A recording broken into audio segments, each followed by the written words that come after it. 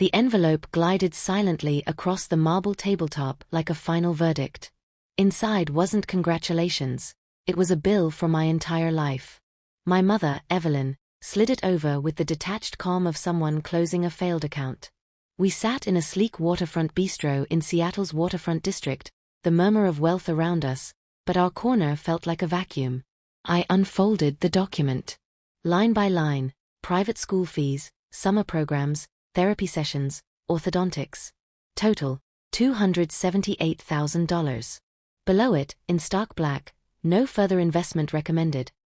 Attached was a notarized statement severing financial and familial ties. "We back winners," she said, swirling her Chardonnay, eyes fixed on the harbor. "You picked Petri dishes over scalpels.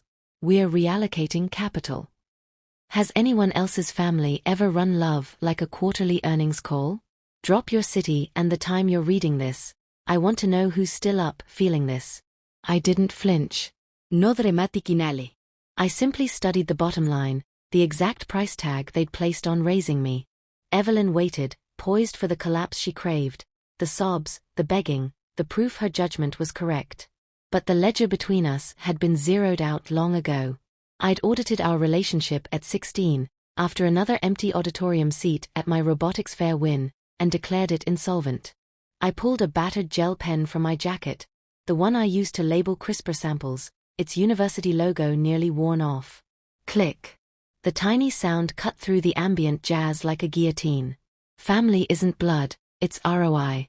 People preach unconditional devotion, but devotion is conditional when measured in dollars and prestige.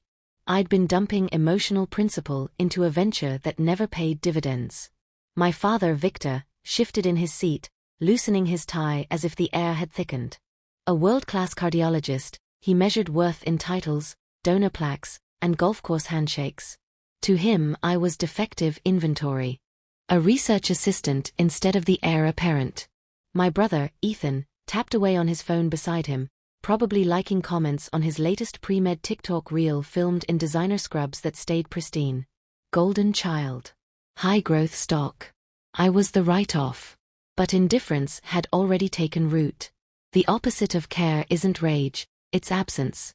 I'd buried the fantasy parents years earlier, crying alone in a cold dorm after holidays spent working late in the lab, surviving on instant noodles while Ethan got a leased Tesla for straight A's.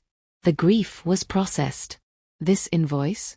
Just the closing statement. I signed, Isabella, no longer yours. Appreciate the clarity, I said evenly. This streamlines everything. I slid the papers back. Evelyn's composure cracked a fraction. You're walking away from security. No fallback. No alumni network boost. You'll regret this.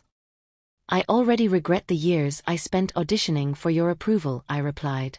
I rose, chair whispering against stone, and left without a glance. Outside, the Puget Sound wind carried salt and pine. For once, the quiet inside me felt spacious, not hollow. 12 hours later I sat in a glass-walled boardroom atop a downtown tower, facing executives from NextGen Therapeutics. No cap and gown yet, just a crisp charcoal suit bought on credit. The stack of papers before me wasn't a diploma.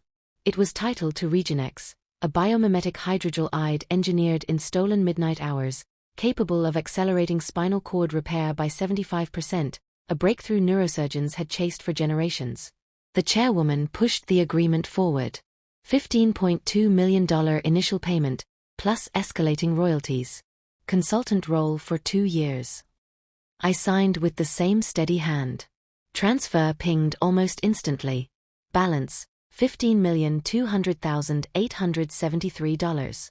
My parents had severed me to trim expenses. They had no clue they'd just handed me the keys to the vault. Graduation afternoon arrived.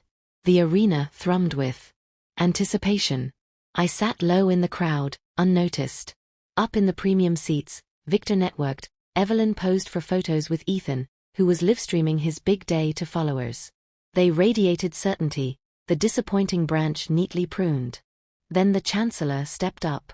Before degrees are conferred, a special recognition. We welcome Dr. Moravas, CEO of NextGen Therapeutics. Murmurs rippled. NextGen owned half the region's medical centers, including Victor's cardiology wing. Dr.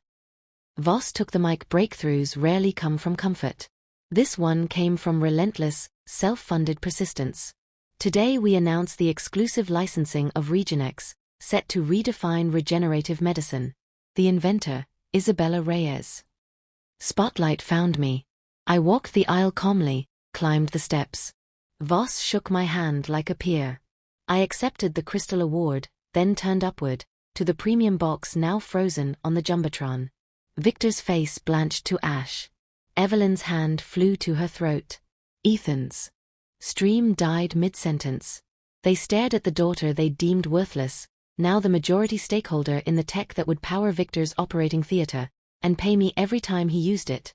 I held Victor's gaze 5 full seconds. No es mirk. No triumph. Just fact. He hadn't discarded a burden. He'd evicted the landlord. Applause thundered as I exited stage left into blinding sun. No reception, small talk. Straight to Seattle-Tacoma for a red-eye to San Francisco. New lab, new team, new horizon.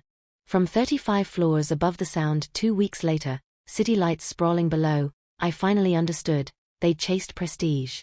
I'd built ownership. They leased influence. I held equity. They performed surgery. I defined how surgery would be performed.